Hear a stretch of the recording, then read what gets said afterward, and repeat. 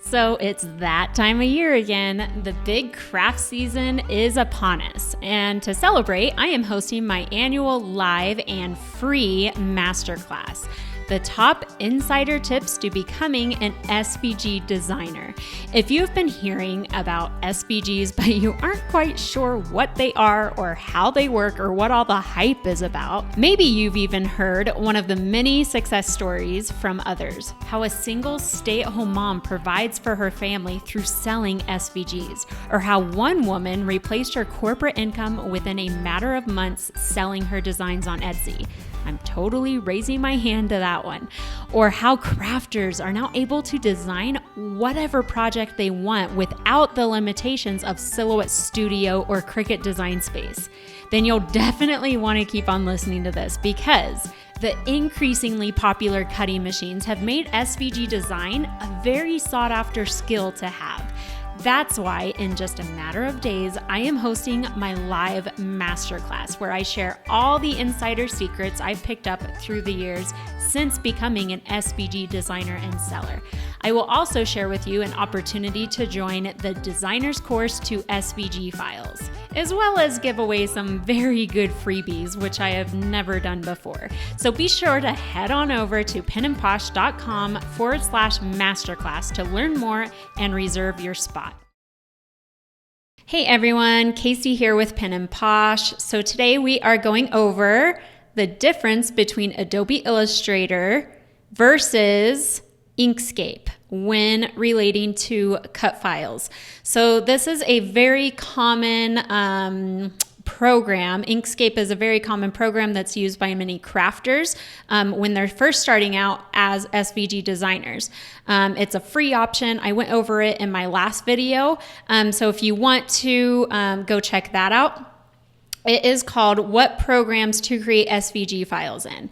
I go through how to trace an image in Inkscape and how to trace an image in Adobe Illustrator, as well as several other free softwares that are online. So you can go check that out. This is how I was able to get this sunflower that you can receive for free today. And so if you want the sunflower, to follow along with me in this tutorial, you can go to pinandposh.com/sunflower, or just click the link wherever you're watching this video and you can go and grab that. This is what we're going to use to trace for this example that I'm going to show you here. So today we are going to create a monogram sunflower design in Adobe Illustrator and in Inkscape. And we're going to go through the differences in functionality and tools and the process that we would use to do that in both Adobe Illustrator and in Inkscape. And again, this is all relating to SVG cut files. And so we're setting this up as if it's going to be an SVG cut file that can be used in Cricut or Silhouette. There's been many tutorials and videos done on Inkscape and with Adobe Illustrator on how to create vectors in each, and especially in Inkscape, how to create cut files in Inkscape. But I have yet to see a video that's Adobe Illustrator versus Inkscape, and my SVG design students who have transitioned from Inkscape to Adobe Illustrator sometimes have questions about, how do you do this function in Illustrator? And it's like a break apart or some type of a function in Inkscape that I'm unfamiliar with. And so what I have done, I have dove into Inkscape. I have taught myself some of the most commonly used functions so that I can show you how to do that same thing in Illustrator. So today we're doing a comparison of each of these programs, and let's go ahead and get started. First, go and grab that file, that free sunflower image that we'll be tracing and using today. And that is at pinandposh.com/sunflower. Or again, you can grab that by clicking the link wherever you're watching this video.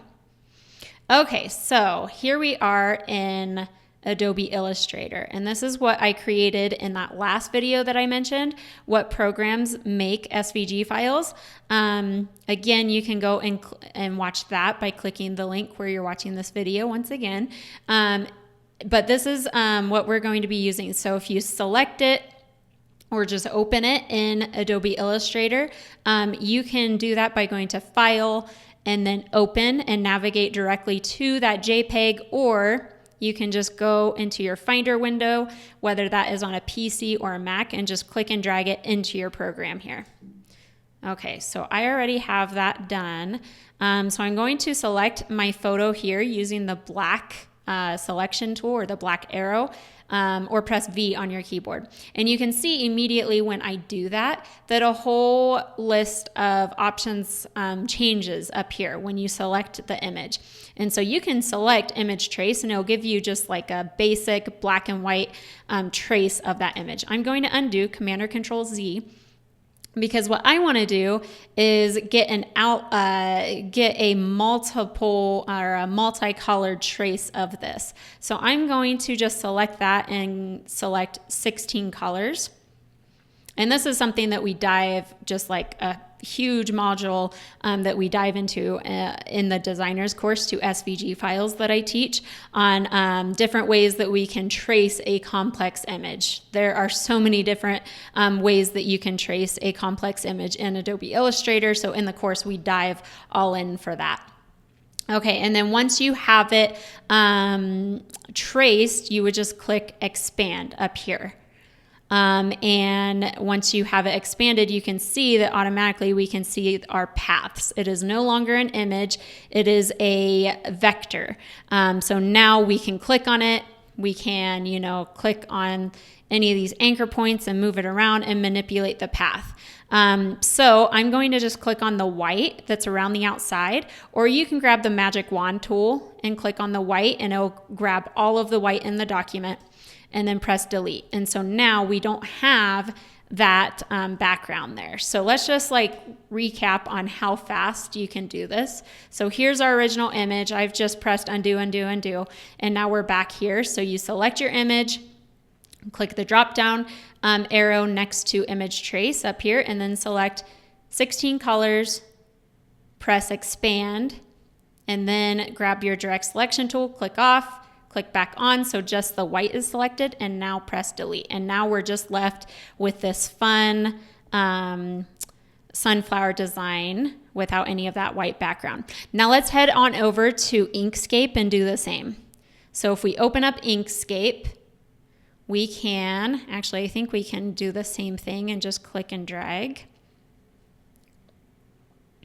You might have to do it a couple times until it registers.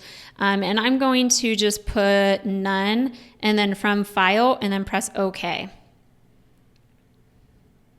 Okay, so it's really tiny in this document. I'm going to zoom in on it. We'll just keep it tiny. For some reason, Inkscape is, it's a free program, but on my computer, for some reason, it doesn't load or process things as fast. And so I'm constantly having to wait. That might just be a Mac thing.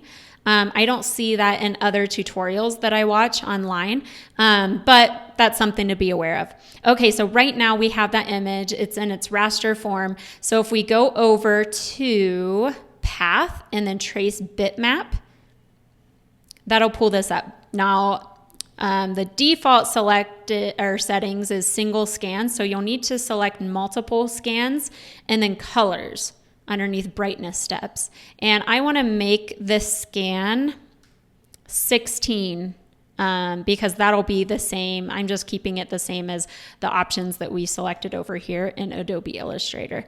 Okay, and then you can also select remove background and then press OK. Or you can actually press update and you can see your scan and then press OK. Okay, so that did it, and it actually just created a copy. So if I can just move this over. Okay, so you can see our trace here. And for some reason in Inkscape, it adds like a little white around the outside when it removes the white background for some reason. So that's a difference there. Sometimes when you do a trace, it doesn't do like an exact trace of that. And will when it removes the background, it'll actually keep that white in there. But I'm going to delete the one in the back. It automatically makes a copy of it. Not a huge fan of that, not going to lie. But be aware of that because it will make a copy and just paste it over top. Okay, so now at this point, we need to make sure that our object, sometimes you have to do this depending on the trace, but make sure that your object is a path. So you would go path, object to path, and then there we are. And one difference, unlike Adobe Illustrator, where we can automatically see the paths, in Inkscape, that's not the case. You actually have to have this little show path outline selected up here. So now if I zoom in, you can see the actual path. And again, for some reason, it made almost like a silhouette of each of my paths here. So you'll see multiple paths, multiple traces almost. Okay, but pretty much we are at the same point that we were at in Adobe Illustrator with our trace here and converting it into a vector design. Okay, so now let's go ahead and continue on with our monogram that we're wanting to create.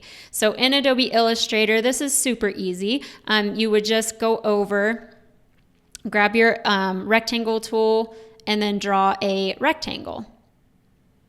Now that's pretty much the same in Inkscape. So, we can do the same over here, grab the rectangle and then click and drag. Okay, so here's our rectangle. I'm going to grab my selection arrow up here and just click and drag it into place.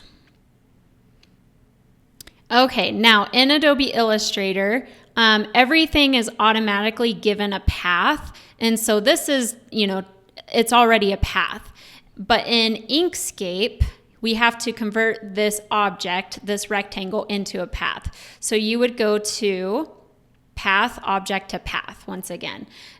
Okay, so now it is a path. So let's go back over to Illustrator and let's create our cutout. So we're just going to cut out this middle portion of the sunflower. And to do that, we need to make an additional copy of this rectangle. So I'm just going to copy, Command or Control C, and I'm not going to do anything yet.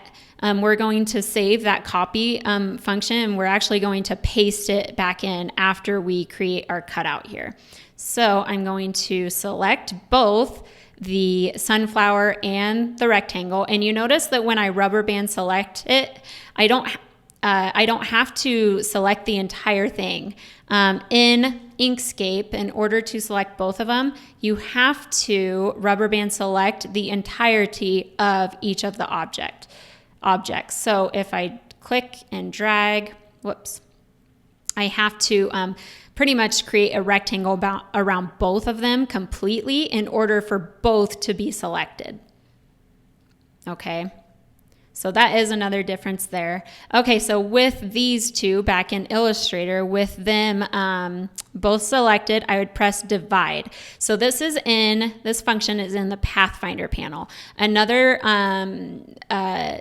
difference in Illustrator versus Inkscape is that there's these toolbars that can be customized. And so if you, for instance, want to bring up the Pathfinder panel, you would go to Window and then press Pathfinder panel. And this little panel will actually pop up just like this. But if you use it a lot in SVG design, we definitely do. What we do in the course is we pull it over here until there's that blue highlight, and then we let go. Now this is easy to access. It's ready to go, and it'll stay there in each and every open of Adobe Illustrator. And I am actually using the Essentials Classics view. So this might look a little bit different on your screen, but it makes it super duper handy to access here. And I actually also put the image trace panel in mine too, because I use that. Okay, so back to this. So now we have divided it. So if we click and drag, and I'm using the direct selection tool, so the white arrow, I'm just going to press delete, delete, and that will take care of our cutout. You want to make sure to get all of those itty bitty paths that are there. And there we go. So that's as easy as it is. Now, if you remember back, and I still have a couple other little ones right there, make sure to delete those. And you can pull it over. Sometimes I'll pull it over even to the side of my artboard and just make sure that I get each of those paths. So let's move this back. And if you remember, we had that rectangle that should still be saved to our, I forget what it's called, but it should be saved in the memory that we copied that. So if you press Command or Shift, Command or Control, and then V to paste in place, we moved our sunflower around, which we shouldn't have done, but you can easily just line it back up. This is another thing that is super, super helpful in Adobe Illustrator is things line up and actually click together. Especially if we have our smart guides on. So if you go to View and then Smart Guides, that'll help even more with doing that. Okay, so let's go ahead and paste our rectangle back in place and then line them back up if you need to. And then at this point, we're just going to swap our stroke or our fill with our stroke. And so right now it's white. You can go up to this selection up here and make it black or whatever color you want to so you can see it. And then you can just increase the stroke a little, I don't know, let's say 2 points. And I'm going to click on the stroke right here and press I on my keyboard to grab the eyedropper tool. And I'm going to make, whoops, actually that won't work. But I'm going to make it the same color as this orange right here. And since I got rid of that, so when you use the eyedropper tool, it'll actually copy all of the attributes of the item that you're clicking on. Okay, so with that selected, you'll need to invert or swap the fill with the stroke. And then you can increase it to 2. And then you'll want to expand it. So Object, Expand, press OK. And now at this point, you can just grab the line segment tool, click and drag, holding down Shift while you do this. And then you can just divide those out.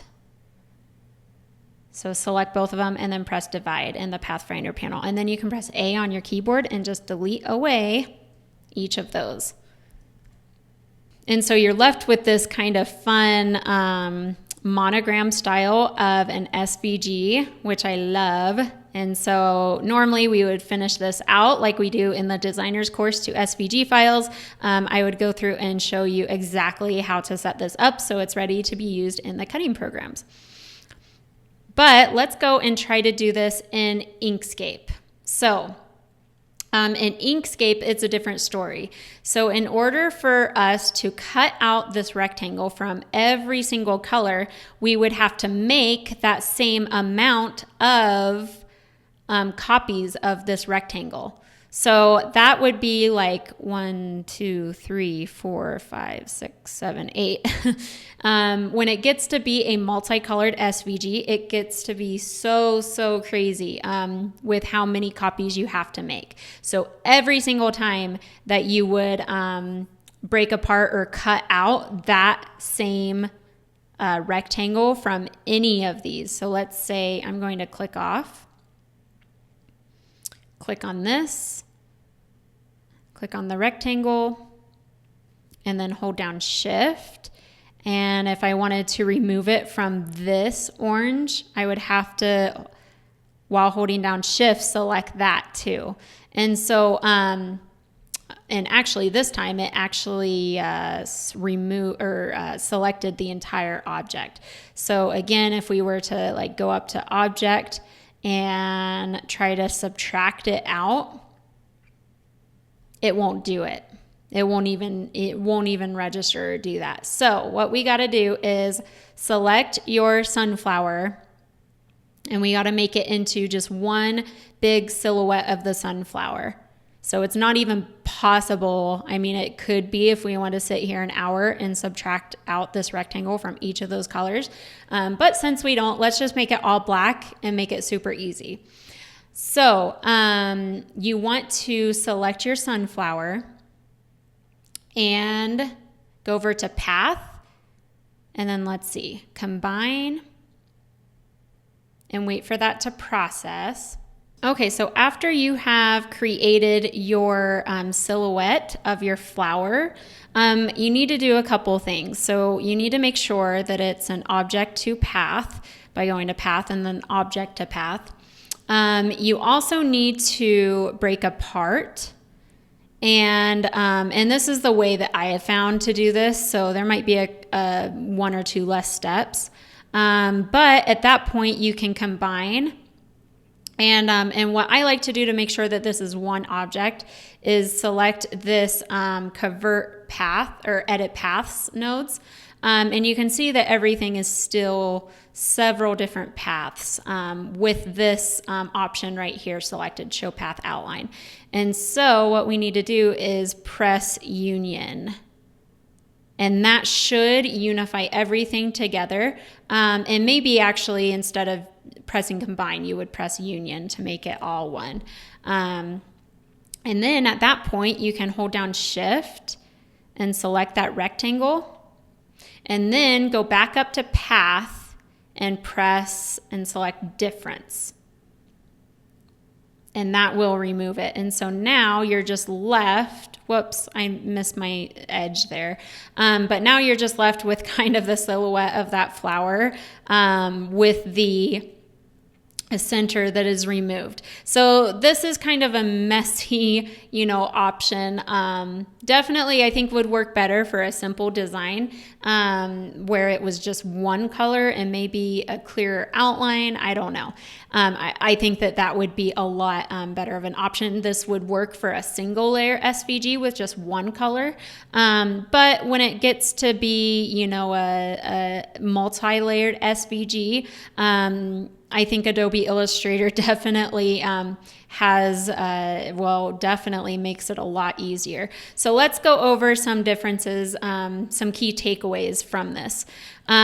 So in order to see the paths in Inkscape, you have to select the Edit Paths by Nodes and then select this Show Path Outline and select it there so that you can see the outline of each of the paths.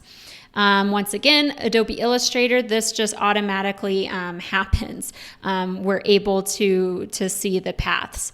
One other thing that I've noticed is when you select items and you're moving them, you see how you can see the blue outline of the path, so you can see exactly where you're putting it, which is really helpful if you're lining objects up, right? You can get them exactly on. But in Inkscape, when you're clicking and moving items around, that doesn't happen. So if we select our arrow tool up here and we click and drag, you aren't seeing anything until you let go.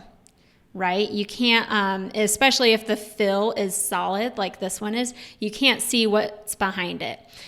So there was a difference there. One other thing, you don't need to convert any of the objects to paths. They already are paths. So once again, that's something that you have to do in Inkscape that you don't have to do in Illustrator. You don't have to select the entire object in Illustrator. You can just select part of it and then move it around. Whereas in Inkscape, you have to rubber band select the entire, around the entire object and make sure that the object is inside your selection in order to move each of those objects.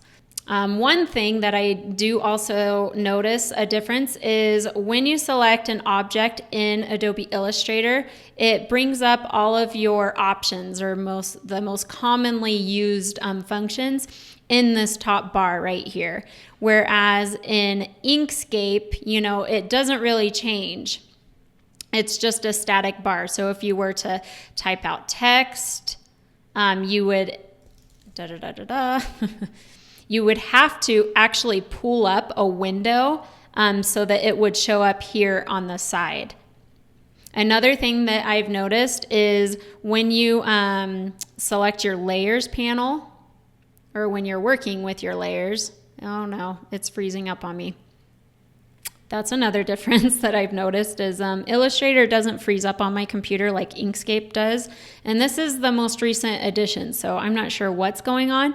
But what I was saying was in your layers panel, which you select these like 3 little boxes on top of each other to see this. In Inkscape, everything is on one layer and you can't see any of those different items in the layers panel. Whereas in Adobe Illustrator, everything is put on one layer. And if you want to see your layers panel, you go to Window and then Layers. Everything is on one layer, but you can easily just click the drop-down menu and look at whatever item you want. And so if I just want to look at or work with or select this little part of the sunflower, I can find it in my layers panel. This layer panel is like massive right now, but I can select it in my layers panel by just clicking on the little box. And I can even just like click and drag and move it around too. Or I can hide it too. And so that's another perk to Illustrator that I'm seeing, and a difference with Inkscape. And then with the Align and Distribute tools, those are all up here automatically when you select it. But you have to pull up that panel when you have something like that and want to arrange it by selecting your item or making sure that it's selected and then going over to, let's see, where did it go? Object, and then Align and Distribute. And that'll pull up that panel there. So it's kind of nice to just always have it right here and to see what you're to have those options available to you immediately upon selecting. And the other thing is the Pathfinder panel. Being able to move these around, move your panels, and to just combine them and have them all at easy access is so nice. You can even pull out each of those panels. You can pull them back in. You can adjust your entire your right toolbar right here. And so just little things like that, I think, are what make Adobe Illustrator a lot more easy to work with. Again, if you're just needing a vector design program to edit or make a design every so often, I think Inkscape is a great option, especially for window users. I feel like the glitches that I'm experiencing don't happen as much on a Windows computer from what I have seen. But, like I said, if you're creating SVG designs over and over and over again, and you're having to create a lot of designs, I think that Adobe Illustrator is completely worth the investment. I actually had a student ask about Inkscape in our private Facebook group, and there was this girl. Her name is Sarah, and she actually responded and was like, as someone who, and this is a direct quote, as someone who wholeheartedly was an advocate for Inkscape and still am, she said, I fought using Illustrator, but after learning it, it is a really nice program. And I will say that there are some good benefits to using it. If you want to produce professional cut files, you will need it. And I agree, 100%. I mean, yes, I teach this course, this SVG design course in Illustrator, but that's honestly because I really believe that it is the best out there, and it's proven to be the best vector design program. It's been leading the vector design niche for the past 10 years now, and I'm confident that they'll continue continue to lead it. So I hope that this tutorial has been helpful and has given you just like a comparison of Adobe Illustrator versus Inkscape. And once again, if you want to go to Pen and Posh, grab that freebie. It's at penandposh.com/sunflower to grab that same sunflower that we're working with. And I also have a free SVG masterclass coming up that you might be interested in. All right, see you guys next time. Bye.